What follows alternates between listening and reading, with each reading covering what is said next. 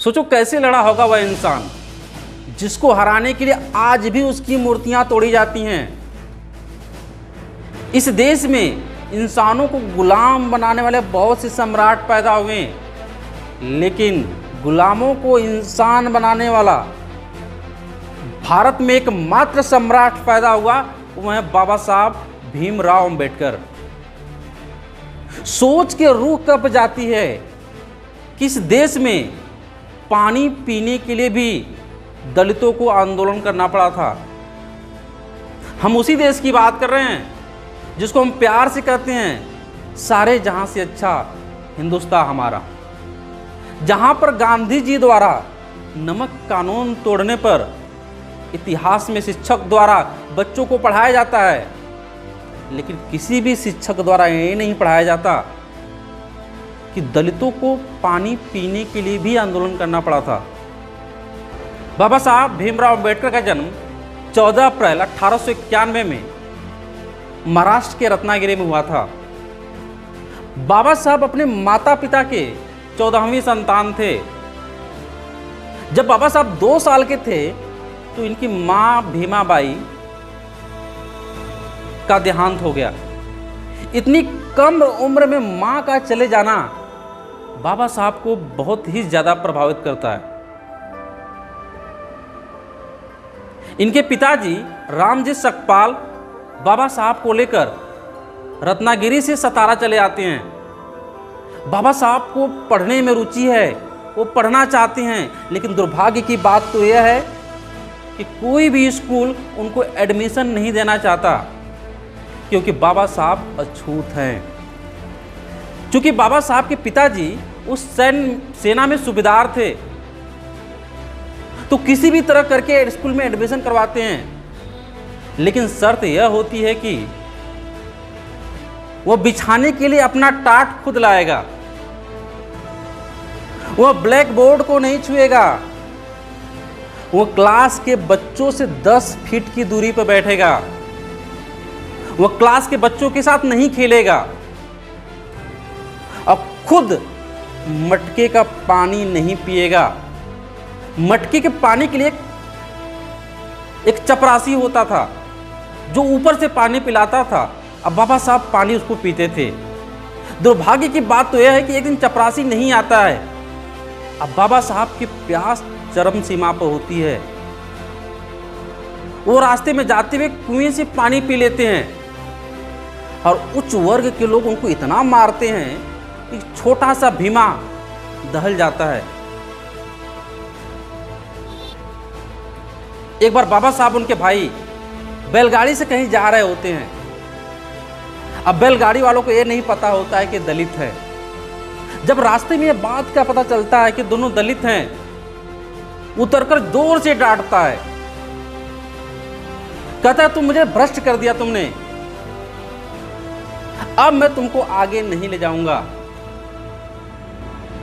बाबा साहब और उनके भाई को रिक्वेस्ट करने पर वो किसी तरह मान जाता है, लेकिन शर्त यह होती है कि अब मैं बैलगाड़ी नहीं चलाऊंगा, तुम चलाओगे इसे और तुम दुगने पैसे दोगे। अब एक मित्र ने कहा, आप हमेशा बाबा साहब की एक सेम कहानी सुनाते रहते हैं, आपको क्या मिलता है? विश्वास मिलता है सर। जब हम मुश्किल में होते हैं, जब हम कठिनाई में होते हैं, तो उनसे लड़ने की क्षमता मिलती है सर। और मैं आपको भी कहता हूं, जिंदगी में कभी रोना मत। अगर बाबा साहब रोते, मैं दलित हूं, मुझे क्लास से दूर बैठाया जाता है, मुझे पढ़ने तक नहीं दिया जाता है, तो जिंदगी में बहुत बड़ा परिवर्तन नहीं कर पाते। उन्होंने कहा तुम मुझे यहाँ पढ़ने से रोकोगे, मैं दुनिया के बेस्ट यूनिवर्सिटी में पढ़ के दिखाऊंगा। जो एलिफिस्टन कॉलेज बाबा साहब को दूर बैठाता था, वही एलिफिस्टन कॉलेज आज बाबा साहब के नाम से गर्व महसूस करता है कि बाबा साहब यहाँ से पढ़कर गए हैं। एक दिन एलिफिस्टन कॉलेज के गणित के शिक्षक नारायण जोशी ने बच्चों से प्रमेय पूछा। क्लास का कोई भी बच्चा उस प्रमेय का जवाब नहीं दे पाया, लेकिन दूर बैठा भीमा ने अपना हाथ उठा लिया। शिक्षक महोदय ने कहा, बेटा आओ बोर्ड पे इस प्रमेय को सॉल्व करके तो दिखाओ। भीमा जैसे जैसे बोर्ड की ओर बढ़ने लगा, क्लास के सभी बच्चे चिल्लाने लगे, रुक जा भीमा, रुक जा भीमा। ऐसा क्या हो गया था? सभी बच्चों ने अपनी टिफिन बोर्ड के पास रखी थी। अगर भीमा की परछाई उनकी टिफिन पे पड़ जाती तो उनका खाना अपवित्र हो जाता। उस समय दलित जाति के द्वारा हाई स्कूल पास करना एक बहुत बड़ी उपलब्धि मानी जाती थी। जब बाबा साहब अंबेडकर हाई स्कूल पास होते हैं तो उसके उपलक्ष्य में एक बड़ा समारोह किया जाता है। उस समारोह में सत्य शोधक समाज के आंदोलनकर्ता कृष्णराव केलेस्कर आते हैं, जो बाबा साहब को भगवान बुद्ध की जीवनी भेंट करते हैं।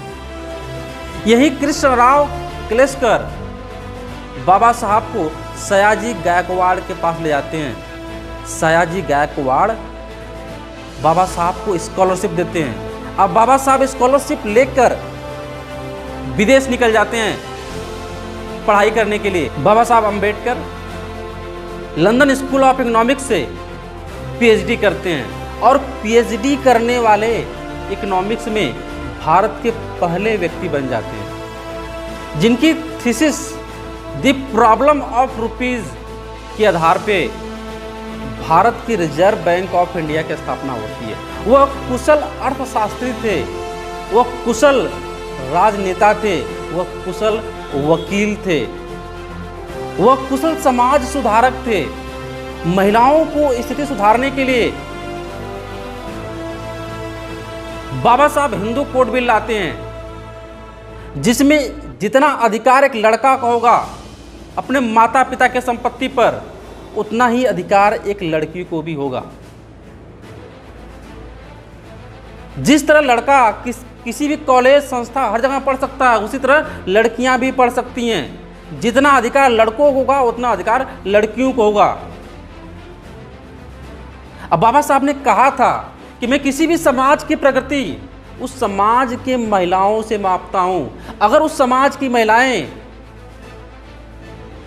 विकसित हैं, उनका विकास हुआ है, तभी मैं मानूंगा कि उस समाज का विकास हुआ है। बाबा साहब ने शिक्षा के क्षेत्र में अभूतपूर्व परिवर्तन किया।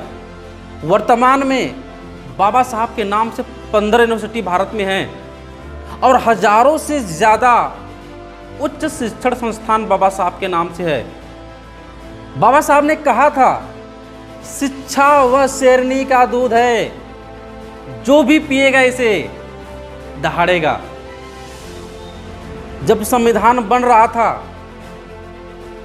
तो उस समय मुख्य शिल्पकार के रूप में बाबा साहब अंबेडकर को चुना जाता है, क्योंकि उनसे ज़्यादा योग्य व्यक्ति पूरे भारत में कोई नहीं था उस टाइम। बाबा साहब अंबेडकर उस सारे के सारे अधिकार देते हैं संविधान में, जिनसे वो बचपन से गुजरे होते हैं, जिनको वो फेस किए होते हैं।